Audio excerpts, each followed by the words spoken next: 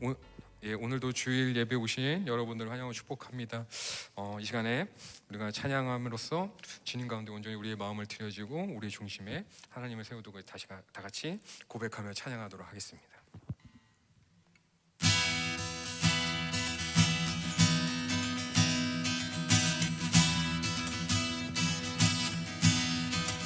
만복의 근원, 만복의 근원 하나님,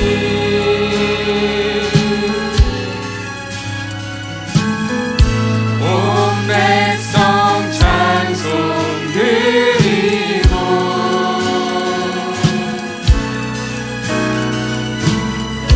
저 천사여 찬송하세.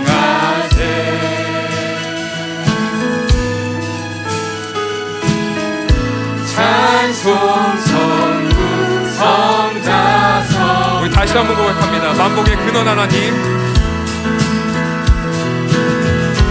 만복의 근원 하나님, 성삼위일체 주님께 온 백성 찬송 드리고 영원히 주를 찬양해.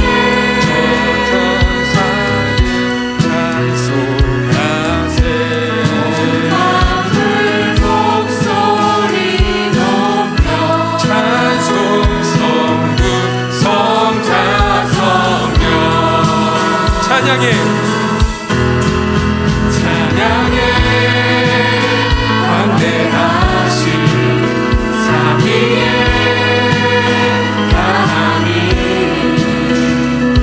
크고 가까우신 자비의 하나님, 공고한 자연 기뻐. 다시 한번 찬양해. 찬양해. 언약의 주 선하신 하나님,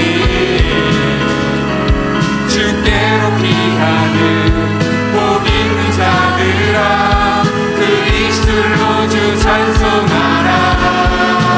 다시 한번 우리 하나님께 찬양하며 나갑시다. 만복의 근원, 만복의 근원 하나님, 성삼위일체 주님께 온 백성 찬송 드리며 영원히 주를 찬양해. 천사여 찬송하세. 만물 목소리 높여 찬송 성부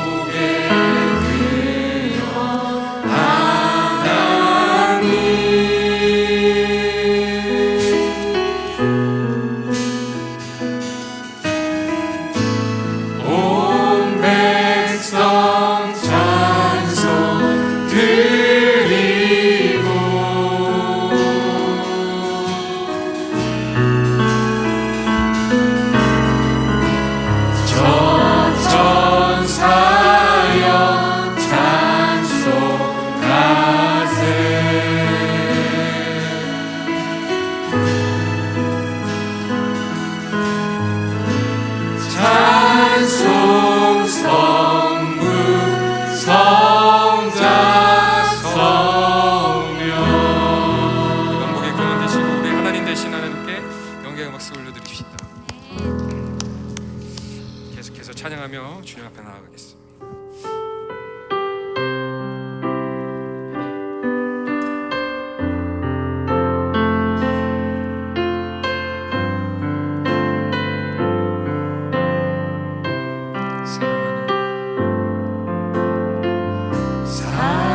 사랑하는 나의 아버지 이름 높여드립니다. 주의 나라 찬양 속에 임하시니 능력에 주께 찬송하는 전능하신 하나님 찬양 언제나 동일하신 주 전능하신 하나님 찬양 영원히 다스리는 다시 한번 고백할까요? 사랑하는 나의 아버지 사랑하는 나의 아버지 이름 높여드립니다. 주의 나라 찬양 속에 임하시니 능력에 주께 찬송하는 전능하신 하나님 찬양 언제나 동일하신 주 전능하신 하나님 찬양 영원히 다스리네. 나 주의 이름 높이리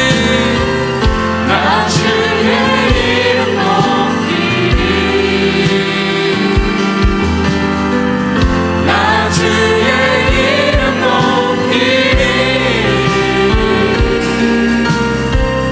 하늘 높이 올린 깃발처럼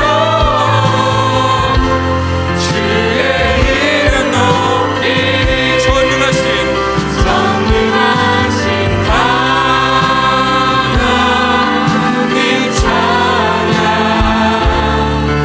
언제나 동일하신 주 전능하신 하나님 찬양 영원히 다스리네. 우리 다시 한번 마음을 잡아 찬양하며 나갑시다. 사랑하는 나의 아버지 이름 높여드립니다. 이름 높여드립니다. 주의 나라 찬양 속에 임하시니 주의 나라 찬양 속에 임하시니 능력에 주께 찬송하네. 능력에 주께 찬송하네 전능하신 하나님 찬양 언제나 동일하신 주 전능하신 하나님 찬양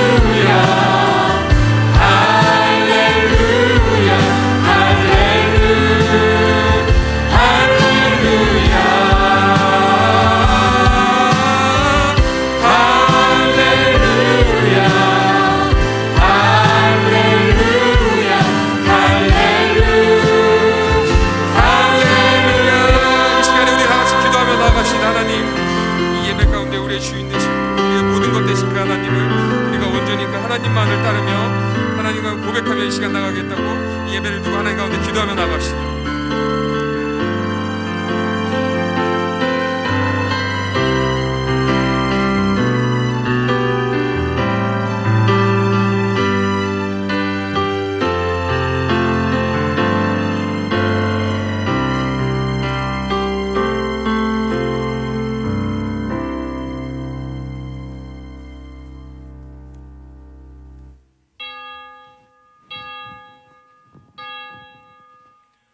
우리 함께 자리에서 일어나셔서 내 진정 사모하는 고백하며 찬송하겠습니다.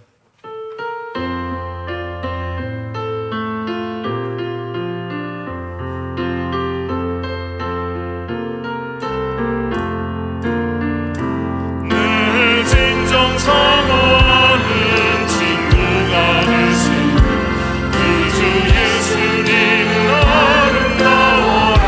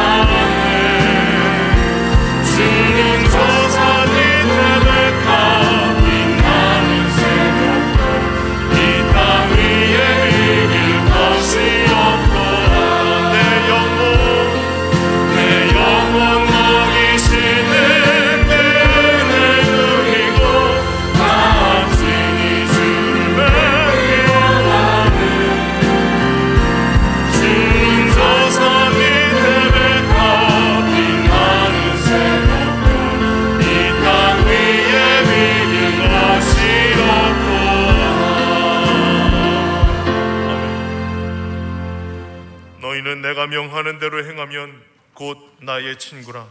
이제부터는 너희를 종이라 하지 아니하리니 종은 주인이 하는 것을 알지 못함이라.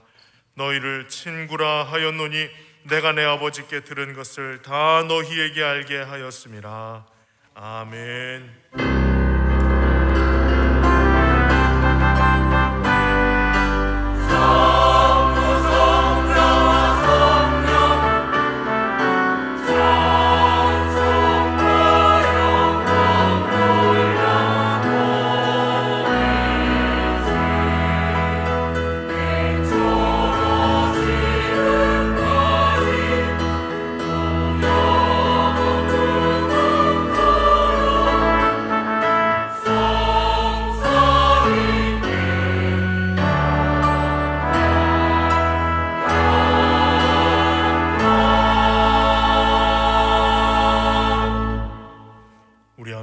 사도신경으로 우리의 신앙을 고백합니다. 전능하사 천지를 만드신 하나님 아버지를 내가 믿사오며 그 외아들 우리 주 예수 그리스도를 믿사오니 이는 성령으로 잉태하사 동정녀 마리아에게 나시고 본디오 빌라도에게 고난을 받으사 십자가에 못 박혀 죽으시고 장사한 지 사흘 만에 죽은 자 가운데서 다시 살아나시며 하늘에 오르사 전능하신 하나님 우편에 앉아 계시다가 저리로서 산 자와 죽은 자를 심판하러 오시리라. 성령을 믿사오며 거룩한 공회와 성도가 서로 교통하는 것과 죄를 사하여 주시는 것과 몸이 다시 사는 것과 영원히 사는 것을 믿사옵나이다. 아멘. 앉으셔서 79장을 찬송합니다.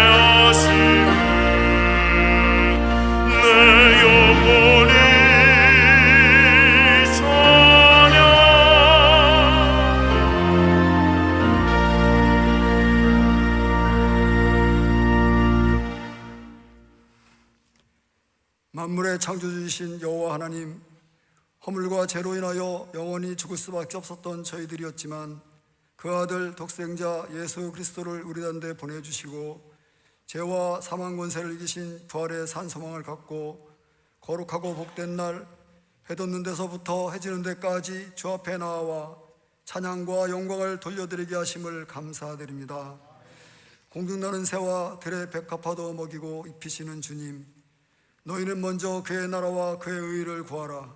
그리하면 이 모든 것을 너희에게 더하시리라 하심같이 이 시간 우리의 세상 모든 걱정, 근심, 염려를 주 앞에 내려놓고 주를 의지하며 주께 나아가니 더 좋은 것을 주시기를 원하시는 주님이 주시는 평화와 안식을 누리는 은혜의 시간이 되게 하여 주옵소서.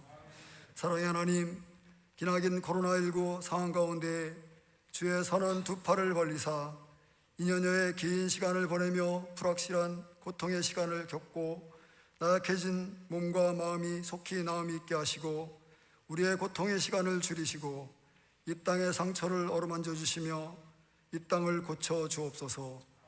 하나님과의 관계의 회복, 예배의 회복, 일상으로의 회복이 속히 이루어지게 하여 주옵소서.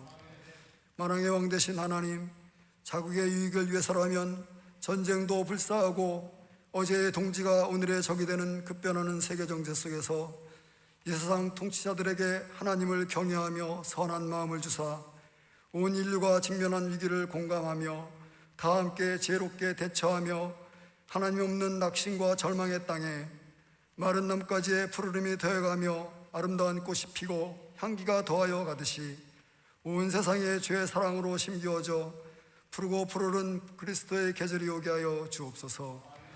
주의 피로 값주고 사신 우리 일산 장로교회가 이 지역 사회와 세상을 향하여 생명의 빛을 비추는 살아 역사하는 교회가 되게 하여 주옵소서. 예수 그리스도께서 우리의 본이 되시며 내가 그리스도를 본받은 같이 너희도 나를 본받으라 한 사도 바울과 같이 우리도 이와 같은 신앙의 본을 보이며 살게 하사 빠르게 변해가며 세대의 단절 속에 이 땅의 다음 세대들이 참된 길과 진리와 생명이신 예수 그리스도 안에서 잃어버린 꿈과 세계관을 회복하며 나아가는 든든한 믿음의 세대로 세워지게 하시고 믿음의 각 가정들이 되게 하여 주옵소서. 아직도 듣고 보지 못한 곳에 복음 들고 열방을 향해 나아가는 선교사들과 어려운 여건과 상황에 아랑곳하지 않고 복음의 씨앗을 심는 미자립 교회와 여러 가지 모습으로 주의 복음과 사랑을 전하는 단체들을 돕고 지원하는 일에 앞장서며 행복과 기쁨을 나누기에 부족함 없는 교회가 되게 하여 주옵소서. 이 민족의 분단된 아픔과 김일성 일가의 주체사상으로 자신들을 신격화한 탄압 속에서도 하늘의 소망을 바라보며 신앙을 지키기 위한 생명의 위협과 고통을 이기며 살아가는 북한 지하교회 성도들의 기도 소리를 들으시고 하늘문을 여시사 통치자들의 마음을 변화시켜 주셔서 긴장과 대결 구도 속에서 벗어나 서로를 이해하며 자유롭게 찬송하고 소리 외쳐 기도할 수 있는 주의 사랑으로 하나 되는 복음적 평화 통일이 이루어지게 하여 주옵소서. 오늘 목사님을 통한 너희가 약할지라도란 주제의 말씀이 선포될 때 우리의 심령이 그 말씀을 정종하여 나는 비록 약하나 강하고 담대하신 주님 의지하며 주의 약속의 말씀을 붙잡고 살아가는 세상을 넉넉히 이기고도 남는 삶을 살게 하여 주옵소서. 오늘도 예배를 위해 찬양과 봉사로 돕는 모든 손길을 통하여 하나님 영광 받아 주시고 주님을 통한 은혜가 넘쳐나게 하시며 우리를 위해 십자가에 죽으시고 다시 부활하셔서 우리에게 산 소망을 주신 예수 그리스도의 이름으로 감사하며 기도드렸습니다. 아멘.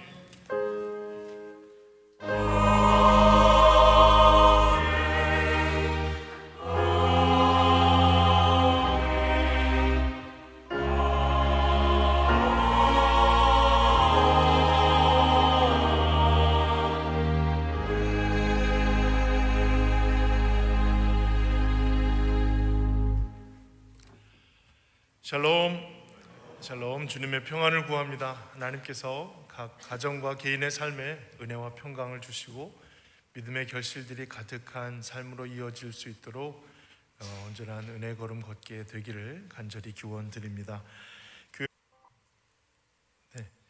방금 보신 광고는 8번째 부모와 자녀를 이어주는 30일 대화 세미나에 대한 내용입니다. 관심 있고 또 참여하시기 합당하신 분들은 5월 28일 토요일 오전 11시에 개최되는 세미나와 그 이후에 이제 대화를 계속 이어가는 훈련들을 이어가는데요. 이 일에 참여해 주시기를 위해서 문의하실 분은 박선미 총무 집사님께 문의해 주시기를 부탁을 드립니다. 예배 및 모임과 교회 학교 예배는 이제 모임에 대한 제한은 다 해제가 되었습니다. 그렇기 때문에 자유롭게 모이는 모임은 가능하나 여전히 1m 정도의 거리를 두는 일들과 마스크 착용하는 일, 그리고 개인 방역을 철저히 하는 일들은 여전히 유효합니다. 그러니까 여러분들께서는 개인 방역에 신경을 써서 여러 모임들을 하나하나 회복하시더라도 신경을 써주시기를 부탁을 드리겠고요. 식사는 내일부터는 이제 가능하게 되어 있지만 교회에서 준비할 부분들이 있습니다. 그래서 차분히 준비하고 시도하는 일들, 시작하는 일들이 다시 했다가 안 했다가 반복하지 않도록 좀 면밀히 준비하고 안전한 시기들을 좀 생각하려고 합니다. 좀 천천히 진행될 것 같아요. 여러분들께서 마음은 급하셔서 당장 뭔가 이룰 수 있고 회복될 것 같지만 하나하나 좀 단계를 가지고 천천히 회복하려고 하는 속도에 함께 맞춰 주셨으면 좋겠습니다. 그래서 안내를 해드리고 이제부터 준비를 하고 이제부터 어떻게 해야 되는지에 대해서 안내하면서 천천히 회복을 위한 그 시도를 하도록 하겠습니다.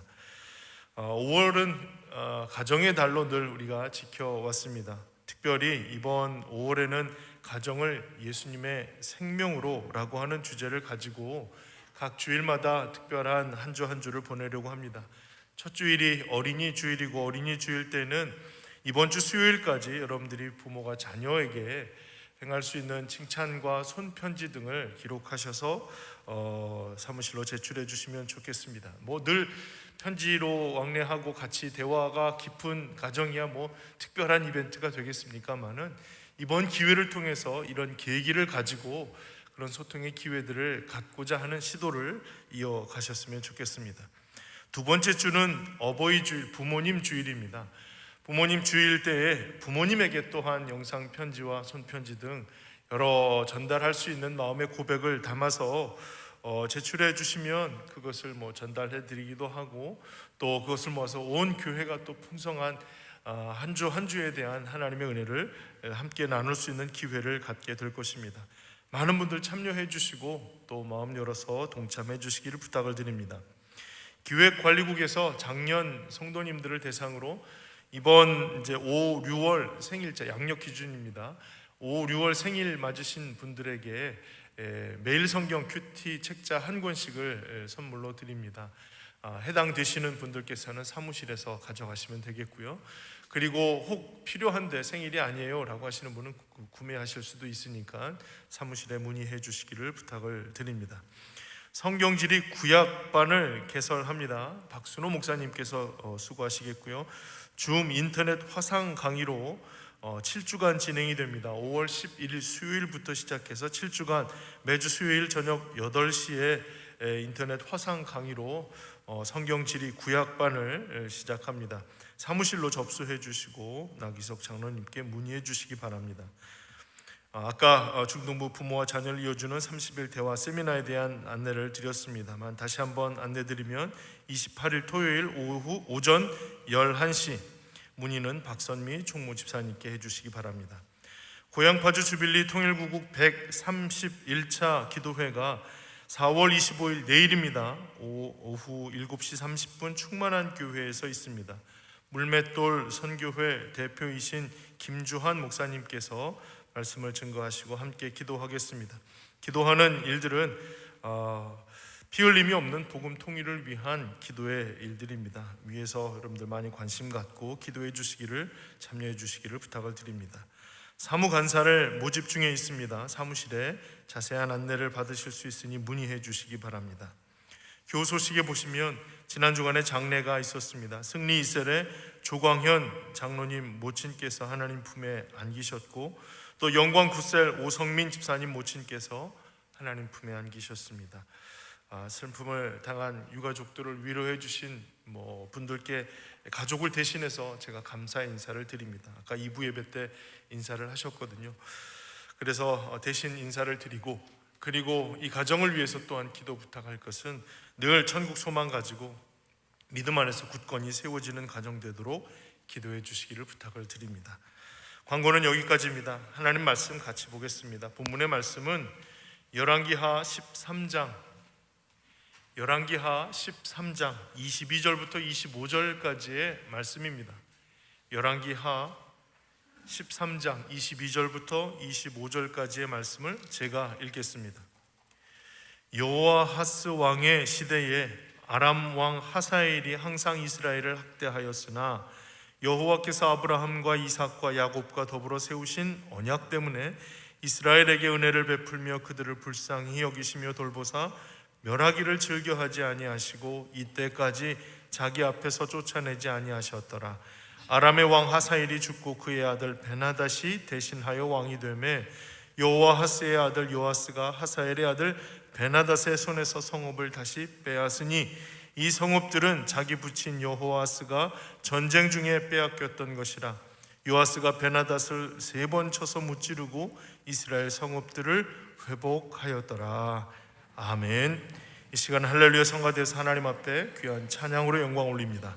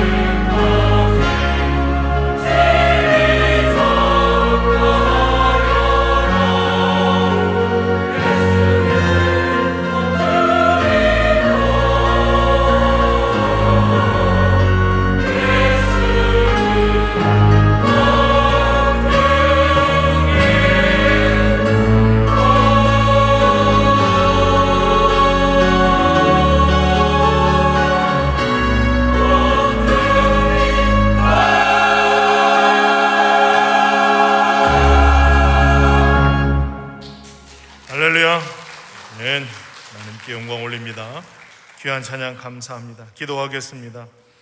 하나님 감사합니다. 오늘도 우리를 붙들어서 인도해 주시고 믿음의 길을 열어서 나아가게 해주시니 감사를 드립니다. 하나님 안에서의 삶, 주께서 우리에게 행하신 주의 은혜와 그 능력을 잃어버리지 않게 해주시고 온전한 믿음의 길에서 승리하도록 역사하여 주시며 온전한 하나님의 역사를 위하여 오늘도 우리에게 찾아주시고 말씀하시고 하나님의 귀한 일들을 고백하며 찬송하게 하신 그 은혜를 경험하는 시간이 되도록 축복하여 주시옵소서.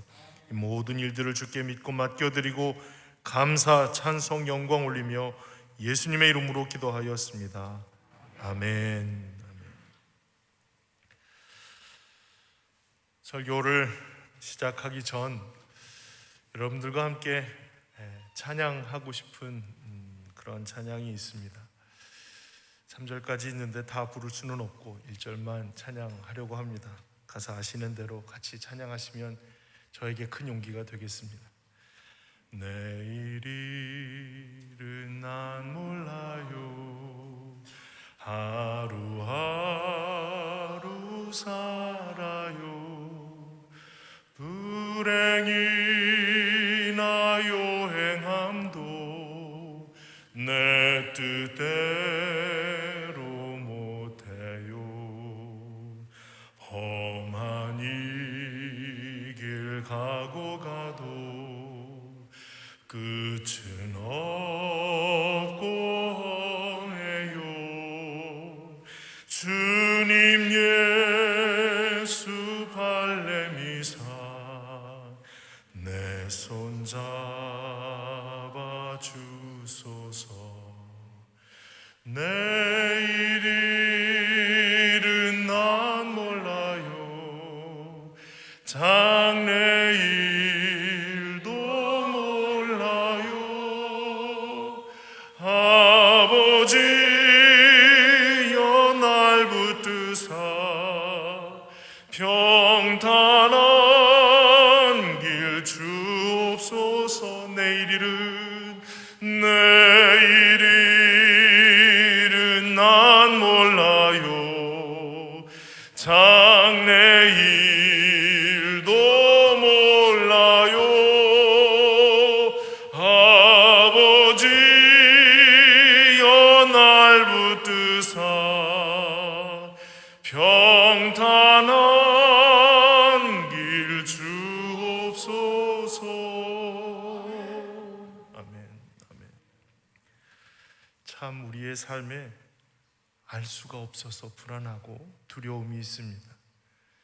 만약 알았더라면 좀 더 잘 준비하고 대비했을 거예요. 알았더라면 그렇게 쉽게 무너지거나 또 쉽게 포기하지 않았을 거예요. 알았더라면 좀 더 능숙하게 모든 일들을 해결하며 끝까지 나아갈 수 있었을 거예요. 잘 몰랐어요. 알지 못했어요. 이게 우리의 연약함이고 한계입니다. 그러나 사탄이 계속해서 우리의 귀에 듣기 좋은 말을 해대고 있어요. 할 수 있어. 세상에 방법이 있고 세상에 나아갈 길이 있고 세상에서 충분히 할 수 있어 라고 외치지만, 그래서 그 앞에 무기력하게 움직여 보지만 사실 그 끝이 결코 우리가 기대하고 원하였던 그 참된 모습들은 아니라 하는 것을 나중에 뒤늦게 발견하게 됩니다. 교묘한 방식으로 자신의 길을 찾으려고 애쓰고 노력하지만 결코 그곳에서 참된 길을 찾을 수 없도록 우리의 귀를 현혹하게 만들었습니다. 잠시 위기의 순간은 어떻게든 모면은 되었는데요, 그것이 온전한 회복이나 영혼을 책임지는 능력이 되지 못했습니다. 우리는 그저 지금의 위기나 벗어나고자 발버둥하는 정도의 그와 같은 연약함이 우리의 최선일 뿐이라 생각하였습니다. 여러분, 교회에 다니는 사람들의 가장 큰 위기가 뭘까요? 그거는 하나님 없이 신앙생활하는 거예요. 하나님 없이 신앙생활하는 거예요. 아니, 교회 다니는 사람이 하나님 없이 신앙생활을 할 수 있습니까?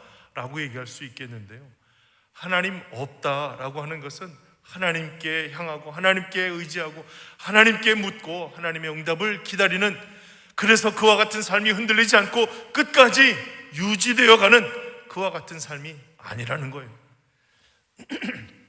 그렇기 때문에 그와 같은 삶을 살기 위해서 우리는 또한 부단히 애쓰고 노력하고 그런 훌륭한 신앙인이 되기를 소망합니다만은, 여러분 착각하는 것은 그건 훌륭한 게 아니라 기본적인 거예요. 하나님께 우리의 마음을 향하고 하나님을 의지하고 하나님께 묻고 하나님의 응답을 기다리는 것은 훌륭한 신앙이 아니라 기본적인 신앙이에요. 그렇기 때문에 하나님을 의지하고 하나님께 내 모든 삶의 앞길이 하나님께 있다는 것을 의지하고 주님을 바라보는 일들은 우리가 신앙생활을 해나가는 데 있어서 가장 기본적인 출발점이라고 하는 겁니다. 그런데 이 걸음을 걷지 않은 채로 교회를 오고 가는 게 가장 신앙적인 큰 위기라고 얘기할 수 있다는 거예요. 오늘 우리가 읽었던 그 13장의 열왕기하 13장의 말씀에는 두 왕이 등장하는데요, 아버지 여호와하스 그리고 그 아들 요아스, 두 왕의 그 부자의 공통점이 있는데요, 그 공통점이 뭐냐면 악한 왕이었다는 거예요. 악한 왕이었다. 여러분, 악하다는 게 뭐가 기준이에요? 세상에 정치적으로 썩었다, 뭐 경제적으로 불안하다, 이래서 악하다라고 하는 게 아니라 하나님을 떠났다는 거예요.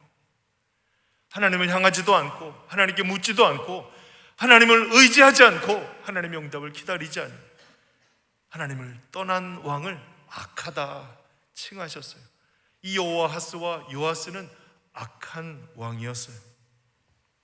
그런데 불구하고 은혜가 임했다라고 얘기하고 있어요. 악하고 하나님을 떠난 왕임에도 불구하고 하나님의 은혜가 있다는 거예요. 그래서 이 말씀을 통해서 도대체 어디서부터 온 은혜인가? 이 은혜의 정체가 무엇인가 한번 살펴보고자 해요. 하나님께서 원래 왕들을 대하는 방식을 보면 하나님을 떠나고 멋대로 행하는 사람들의 하나님 그 길을 막으시잖아요. 왕으로서도 온전치 못하도록 하나님께서 왕을 강제로 바꿔버리시잖아요. 그와 같은 일들이 일어나는 것이 일반적인 이야기라면, 하나님이 악하지만 그래도 은혜를 얻은 왕이라 소개하고 있는 데는 이유가 있죠. 22절 23절에 여호와하스 왕의 시대에 아람 왕 하사엘이 항상 이스라엘을 학대하였으나 여호와께서 아브라함과 이삭과 야곱과 더불어 세우신 언약 때문에 이스라엘에게 은혜를 베풀며 그들을 불쌍히 여기시며 돌보사 멸하기를 즐겨하지 아니하시고 이때까지 자기 앞에서 쫓아내지 아니하셨더라. 여호와하스, 아버지 여호와하스 왕은 17년, 그리고 아들 요아스 왕은 16년을 이스라엘을 다스렸어요. 그런데 그 다스리는 기간 동안 불쌍히 여기시고 그들을 돌보시고 그들을 멸하기를 즐겨하지 아니하시고 쫓아내지 않으시는 이유는, 그들이 악하지만 그럼에도 쫓아내지 않으신 이유는 아브라함과 이삭과 야곱과 세웠던 언약 때문이라는 거예요. 아브라함, 이삭, 야곱 그 조상들과 세운 언약 때문에 그 언약의 은혜가 지금까지 이어오고 있었다는 사실이에요. 그 은혜로 인해서 지금까지 하나님의 돌보심, 하나님이 지켜보시고 돌아보시고 또 불쌍히 여기시고 은혜를 베푸시는 일들을 계속 이어오고 있었다는 거예요. 저는 이 입장을 이렇게 쉽게 좀 생각해 보고자 했어요. 아브라함과 이삭과 야곱, 물론 그들도 실수가 많았고 그렇지만 그럼에도 불구하고 하나님께서 그에게 은혜를 베푸시고 또 그와 동행하며 하나님께 묻고 하나님을 향하여 살아갔던, 그래도 충실했던 하나님의 사람들 아닙니까?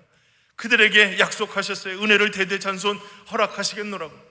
그런데요, 그들이 하나님을 떠나기 시작합니다. 하나님을 떠나는 일들이 계속 이어지고 있지만 하나님은 여전히 그 조상들에게 약속하셨던 은혜를 지금도 계속 내리시고 있다는 거예요. 그러니 어떻게 보면 조상들이, 그 아브라함과 이삭과 야곱이 저축해 놓았던 것, 자손들이 다 빼내 먹으면서 살아가고 있었던 거예요. 그 은혜가, 하나님께서 베풀어 주셨던 그 약속의 은혜가 계속 이어져 내려오면서 그거 빼먹고 살아가고 있었어요. 아무 일 없었던 것이 내가 잘해서 된 것이 아니었구나, 내가 잘 버텨서 잘 버틴 게 아니었구나, 내가 그래도 힘을 얻어서 해놓았던 일들이 내 일이 아니었구나 라는 것을 깨달아야 할 일들은 아브라함과 이삭과 야곱과 행하셨던 언약 때문에 이제까지 쫓아내지 않으신 것이 바로 그 이유였다는 거예요. 사랑하는 성도 여러분, 하나님께서 하나님의 귀한 은혜를 주시고 약속을 베푸셔서 그들과 함께 하나님의 귀한 은혜의 일들을 계속 쌓아가셨어요. 그런데 자손들이 하나님을 떠나기 시작하고 마음이 연약하여 세상을 향하게 되면서 그 약속했던 하나님의 은혜가 어떻게 보면 그거 하나하나 다 빼어가면서 지금까지는, 말씀해 보니 이제까지는 자기 앞에서 쫓아내지 아니하셨더라 했으니까, 그럼 이제 이후는 어떻게 될까요? 이후로는 어떻게 될까요? 알 수 없는 일이에요. 그 은행 잔고가 다 바닥나지 않았는지, 하나님의 은혜의 기한이 다 차지 않았는지 알 수 없는 일이에요. 그런데 지금 아무 일이 없으니 아무 일이 없을 줄로만 알고 여전히 타락하고 죄악 가운데 교만한 인생의 길을 포기하지 않고 내려놓지 않고 돌이키지 않고 여전히 그 길에 서 있는 일들이 바로 오늘 우리가 읽었던 말씀 속에서 하나님께서 우리에게 주신 일들이라는 겁니다. 어떤 분이 이렇게 얘기를 하더라고요. 내가 지금 이 모습으로 가지고 신앙생활을 할 수 있는 것은 누군가 나를 위해서 기도했기 때문이라는 거예요. 누군가 날 위해서 행한 그 기도의 증거를 저도 알고 있어요.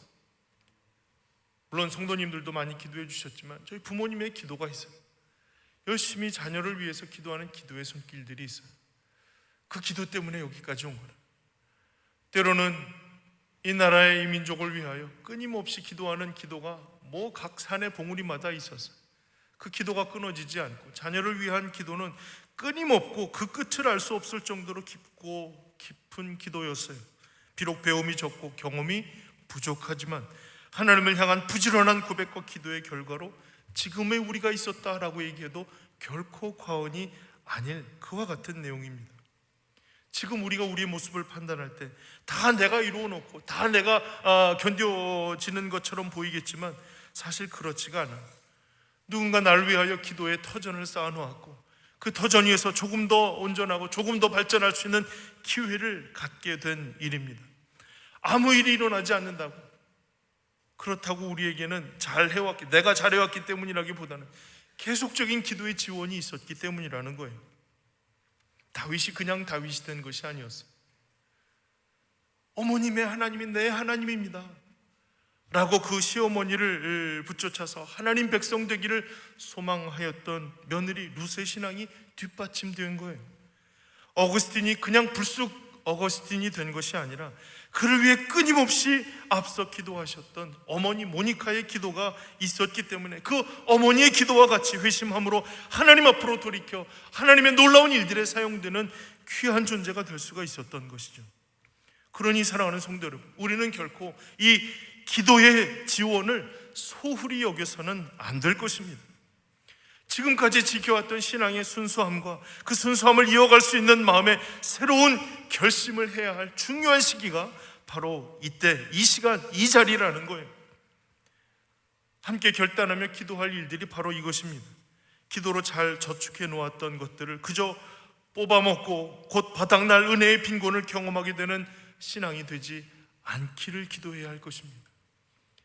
그래요, 지금까지는 누군가 부모님의 그 어른들의 조상들의 기도가 공력이 되어서 지금까지의 신앙으로 잘 유지가 되었지만 앞으로 우리는 기도의 씨를 뿌리고 믿음의 씨를 뿌리고 은혜의 씨를 뿌리며 하나님의 풍성한 은혜와 결실을 함께 기대할 수 있는 모습으로 우리도 함께 그 기도의 자리에 동참해야 한다는 겁니다.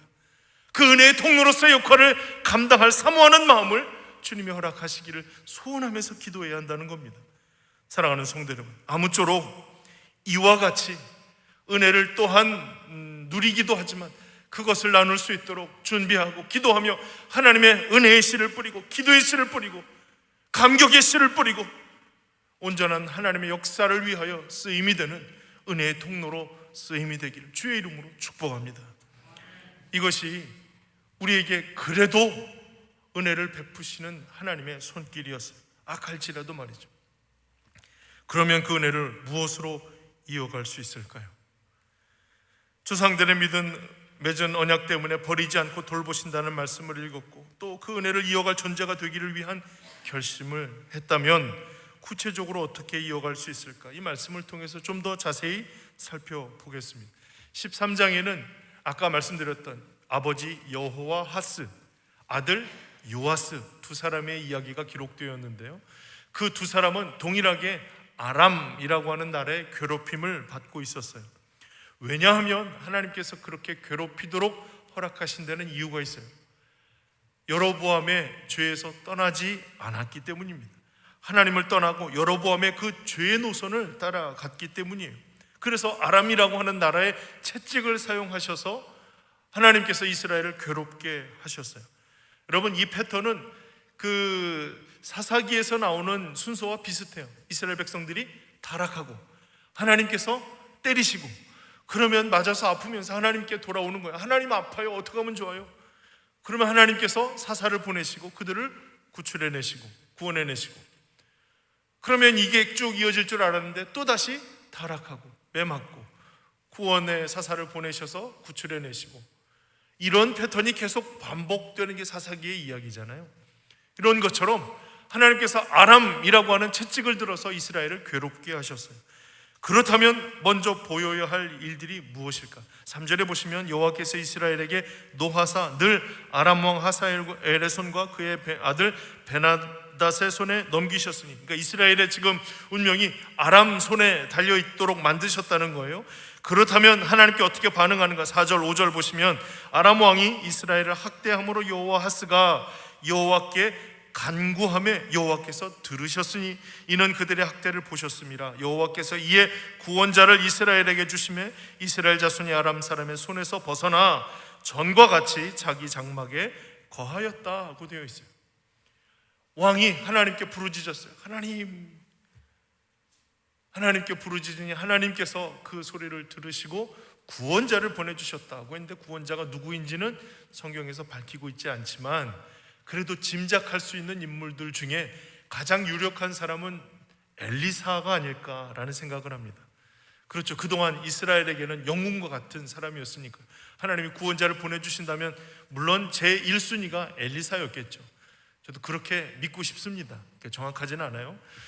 엘리사일 것이다 라는 추측 속에서 구원자를 보내셔서 그 구원자로 하여금 아람의 손에서 그들을 건져내었고, 예전처럼 각자의 장막에 거하면서 하나님 섬기는 백성들로 온전히 살 수 있는 기회가 열리게 되었다는 거예요. 여기서 계속 이어졌으면 다른 아무 말도 필요가 없을 텐데요, 이스라엘 백성들이 다시 타락하였던 것처럼 6절에 보시면 그들이 이스라엘에게 범죄하게 한 여로보암의 지배주에서 떠나지 아니하고 그 안에 따라 행하며 또 이 사마리아의 아세라 목상을 그냥 두었더라. 또 다시 타락의 길을 벗어나지 못하고 하나님 떠나는 길에서 돌이키지 못하고 예전의 모습 그대로를 다시 돌아가게 되었다는 거예요. 그러니까 하나님이 이제는 더 심한 채찍으로 그들을 내리치셨어요. 7절에 아람 왕이 여호와하스의 백성을 멸절하여 타작마당에 티끌같이 되게 하고 마병 50명과 병거 10대와 보병 10,000명 외에는 여호와하스에게 남겨두지 아니하였더라. 하나님이 타작마당에 먼지처럼 확 흩어버리셨어요. 왕을 호위하는 군사들은 거의 남아있지 않을 정도로 다 무너져 버리고 말았어요. 하나님 못 살겠어요. 하나님 아파요. 하나님 도와주세요. 힘겨울 때는 하나님을 찾았는데 이게 나아지니까 예전의 모습으로 다시 돌아가게 되었다는 거예요. 그러니까 하나님 거두셨던 아람의 채찍을 다시 사용하셨는데 이제는 더 강하게 타작마당에 티끌같이 되게 해주셨다는 거예요. 왜 이렇게 정신을 차릴 수가 없는지요? 이 말씀을 통해서 우리에게 주시는 중요한 교훈이 있다면, 분명한 교훈이 있다면 이거 아닙니까? 위기 모면하려고 하나님께 나와서 단발적으로 회개하는 것은, 그래서 다시 예전으로 돌아가게 되는 것은 이전만 못한 너무나도 아픈 일들을 경험하게 되는 것이라 라고 경고해 주시는 말씀 아니겠어요? 이 위기 벗어나기 위해서 어떻게든 애를 쓰고 발버둥을 치면서 어떻게 이 비를 피할 수 있을지는 모르지만 더 큰 파도를 만나고 더 큰 아픔을, 더 큰 무거움을 경험하게 되는 일이라는 거예요. 그러니 하나님 의지하고 하나님 바라보고 하나님께 묻고 하나님의 응답을 기다리는 건 기본적인 신앙이에요. 이걸 훌륭하다고 생각하고 내가 여기에 미치지 못하지라고 생각하면 우리는 하나님의 뜻에 합당한 일들을 영원히 볼 수 없는 그런 존재라는 것을 스스로 인정하는 일이에요. 사랑하는 성도 여러분, 우리의 은혜가 하나님께서 행하시고자 원하시는 주님의 뜻과 주님이 우리에게 말씀하고 우리가 주님께 순종하고 주님과 영원한 교제 가운데 일어나는 일임을 기억하고 주님을 바라보겠나이다, 주님을 의지하겠나이다, 그 길에서 떠나지 않겠나이다, 주님께 고백하며 나아가는 믿음의 결단이 있기를 주의 이름으로 축복합니다. 게다가 어떤 일이 일어나게 되냐면 엘리사가 죽을 병에 걸렸어요. 이제 엎친데 덮친 격이 되었고 더 이상 소망이 빛조차도 사라져버리는 일이에요. 14절에 엘리사가 죽을 병이 들매 이스라엘 왕 요아스가 그에게로 내려와 자기 얼굴에 눈물을 흘리며 이르되 내 아버지여, 내 아버지여, 이스라엘의 병거와 마병이여. 이제 곧 떠나가 버릴 그 엘리사의 죽음을 앞두고 이스라엘 왕이 하염없이 눈물을 흘려 울고 있습니다. 사랑하는 성도 여러분, 하나님께 소망을 두고 하나님 바라보는 이들에게는 결코 그 은혜의 통로가 끊어지지 않아요. 우리에게 말씀하시고 베풀어 주시는 하나님의 인도하시고 역사하시는 일들이 결코 끊임없이 공급됨을 경험하게 될 거예요. 그런데 이제 하나 둘씩 끊어지고 닫혀지고 막혀지기 시작하는 거예요. 하나님께 물고 하나님께 돌이켜 부르짖을 때는 하나님이 길 여시고 때로는 어려움 속에서 엘리사에게 찾아가며 해결의 길을 허락받았는데 이제는 다 끊어지기 시작한 거예요. 경고하심이죠. 지금의 채찍은 아람입니다. 하나님께서 이 아람에 대해서 해결해 주고자 하시는 하나님의 계획을 이제 얼마 남지 않은 엘리사를 통해서 보여주시는 사건이 일어납니다. 17절에 이르되 동쪽 창을 여소서 하여 곧 열매 엘리사가 이르되 쏘소서 하는지라 곧 소매 엘리사가 이르되 이는 여호와를 위한 구원의 화살 곧 아람에 대한 구원의 화살이니 왕이 아람 사람을 멸절하도록 아벡에서 치리이다. 하나님께서 이 채찍을 어떻게 치워주실지 이 요아스 왕을 통해서 보여주시는 그런 일들이 활과 화살을 가져와서 그것을 쏘면서 이 화살의 의미가 바로 하나님의 구원을 뜻하는 겁니다 라고 알려주어요. 그러니 아마도 전쟁을 통한 승리를 허락해 주시고 예비하셨다는 것을 알게 해 주셨을 거예요.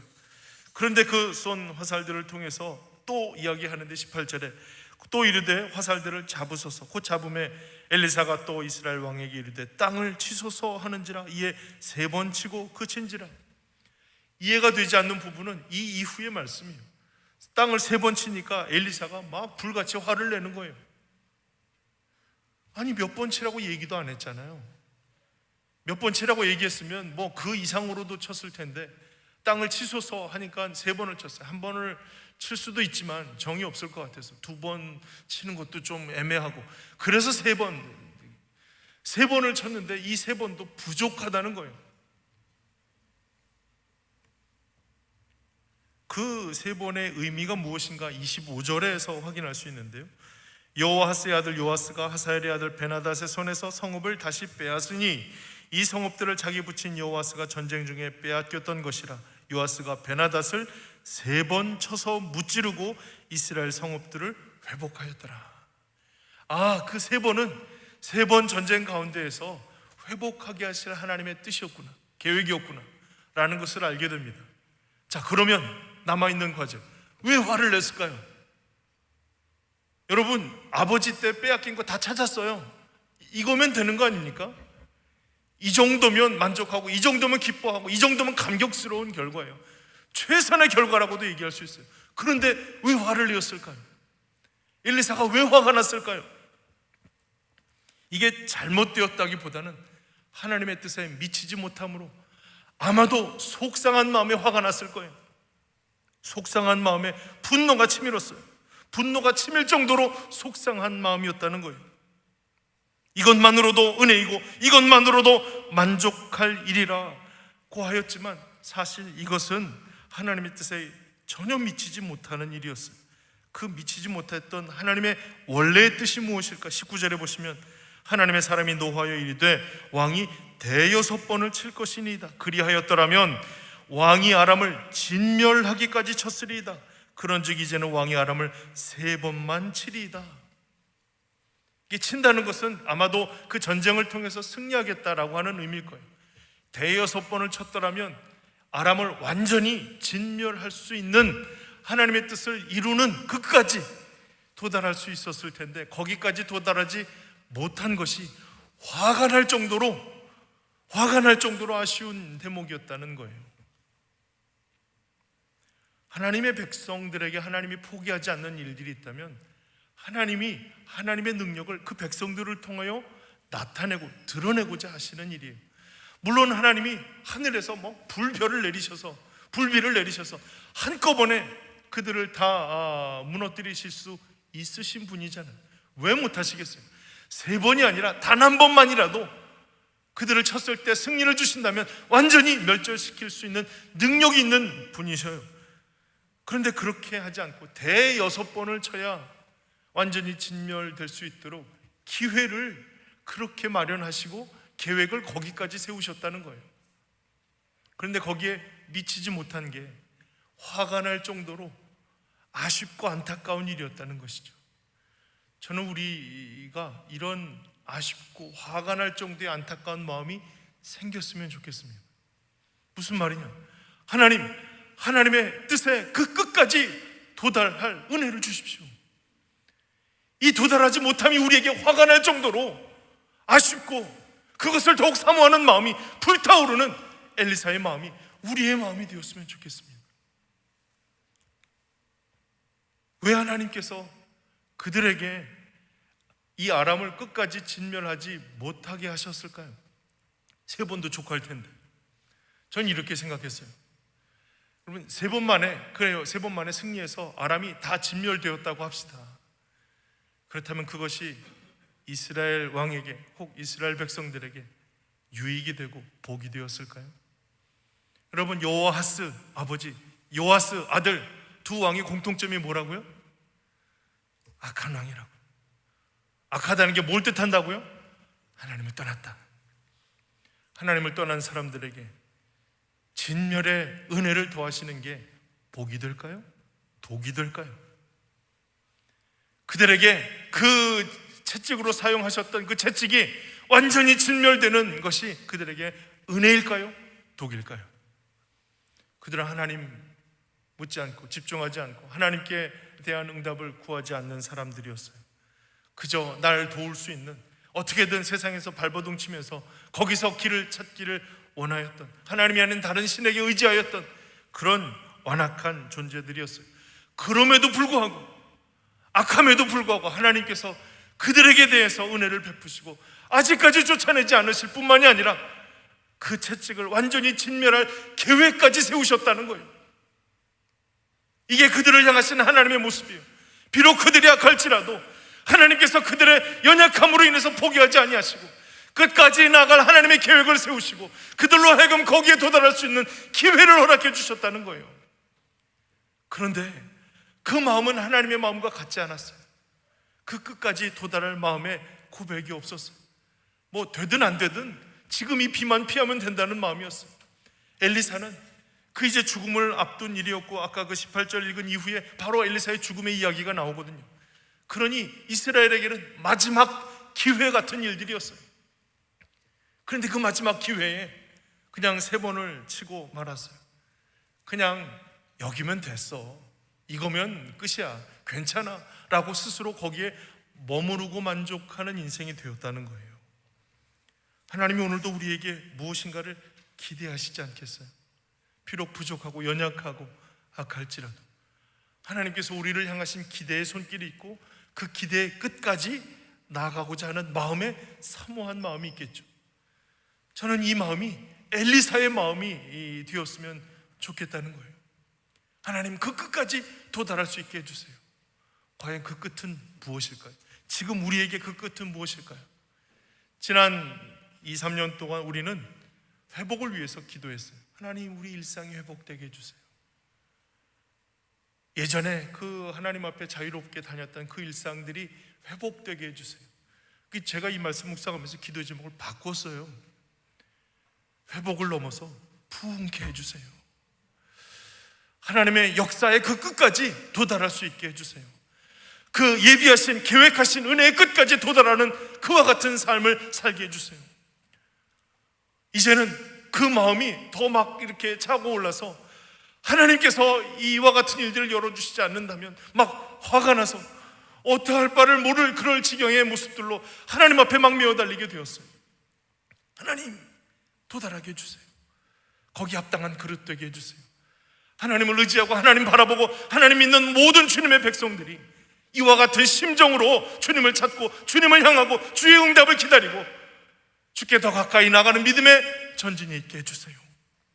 하나님 어디까지 계획하셨든지 그 계획 끝까지 도달하는 우리가 되게 해주세요. 이와 같은 마음으로 회복을 넘어 부흥을 허락해 주시기를, 하나님 사모하는 은혜의 끝까지 도달할 수 있기를 소망하며 기도하는 일들이 시작되었습니다. 사랑하는 성도 여러분, 우리의 삶의 과정도 마찬가지 아닐까요? 하나님 우리의 가정에, 또 우리의 사업의 자리에, 또 우리의 모든 관계 속에, 우리의 신앙에 하나님이 계획하셔서 준비하신 하나님의 그 수준에 다 도달하고 열매를 거두는 귀한 삶을 살게 해주세요. 이거 놓치고 싶지 않아요. 하나님이 베풀어 주신 은혜의 그 끝까지 도달하는 귀한 인생 되게 해주세요. 사모하며 기대하고 기다림으로 인해서 하나님이 주신 온전한 은혜가 그 삶에 가득하시기를 주의 이름으로 축복합니다. 그리고 그 능력에 도구로 쓰임받기를 사모하면서 함께 기도하고 그냥 빼먹고 고갈을 기다리는 사람이 아니라 함께 풍성한 은혜의 씨를 뿌리는 믿음의 역할들을 감당할 수 있기를 위하여 더욱 하나님께 집중하는 은혜가 있기를 주의 이름으로 축복합니다. 우리 함께 기도할 제목들을 나눕니다. 하나님의 은혜로 통로로 세워지게 해주시고, 우리가 우리의 다음 세대를 향한 기도의 기초를 쌓고 믿음의 기초를 쌓고 은혜의 통로로 세움이 되게 하여 주시옵소서. 하나님 이 시대의 아픔을 감싸고 회복을 이루는 삶이 되게 하시고 회복을 넘어 부흥을 이루게 하시려는 하나님의 뜻에 합당한 도구로 쓰임이 되게 하여 주시옵소서. 예비하신 계획하신 은혜에 그 도달하기까지 늘 주님을 사모하는 열심히 주님을 향한 그 귀한 걸음이 멈추지 않도록 이끌어 주시기를 위하여 말씀 기억하며 우리 함께 기도하겠습니다. 거룩하신 아버지 하나님, 하나님께서 우리에게 하나님의 귀한 일들을 나타내어 주시고 믿음으로 나아갈 수 있도록 그 내 걸음을 걷게 해주시니 감사를 드립니다. 비록 악한 왕들이지만 하나님께서 예비하시고 하나님께서 계획하신 하나님의 일들을 끝까지 나아갈 수 없음이 엘리사에게는 너무나도 안타깝고 화가 날 정도의 아쉬움이었습니다. 하나님 오늘 이 사모한 마음을 우리에게 허락하여 주시고 주님 앞에 온전히 나아가고자 할 때에 기도하고자 하는 마음, 하나님 앞에 그 사모하는 그 열심들이 하나님 예비하신 하나님 계획하신 은혜의 끝까지 나아갈 수 있기를 위하여 늘 의지하며 기도하는 사모하는 마음들이 우리 가운데 일어나도록 축복하여 주시옵소서. 오늘도 우리 모든 삶의 자리마다 하나님의 역사하심을 따르게 하여 주시고 하나님 역사하시는 은혜의 일에 있음이 되게 하여 주시옵소서. 하나님 우리의 가정과 또한 우리의 사업의 현장과 우리의 모든 신앙의 자리마다 하나님 예비하셔서 누리게 하신 일들과 함께 씨 뿌리며 하나님의 은혜와 결실들을 기대하는 믿음의 풍성함들을 기대하며 나아가는 은혜의 손길들을 우리에게 허락하여 주시옵소서. 이래야 아버지 하나님 주님의 귀한 능력이 우리를 통하여 일어나게 하시고 우리를 통하여 드러나게 하여 주시고 하나님의 귀한 마음을 가지고 나가는 모든 영혼들에게 하나님 귀히 쓰임이 되도록 축복하여 주시옵소서. 우리 함께 고백합시다. 일어나라 아버지의 사랑으로, 일어나라 아버지 사랑으로, 아버지 능력으로 서로 하나 되어 그 빛을 비추라. 노래하라 아버지의 사랑을, 아버지의 크심을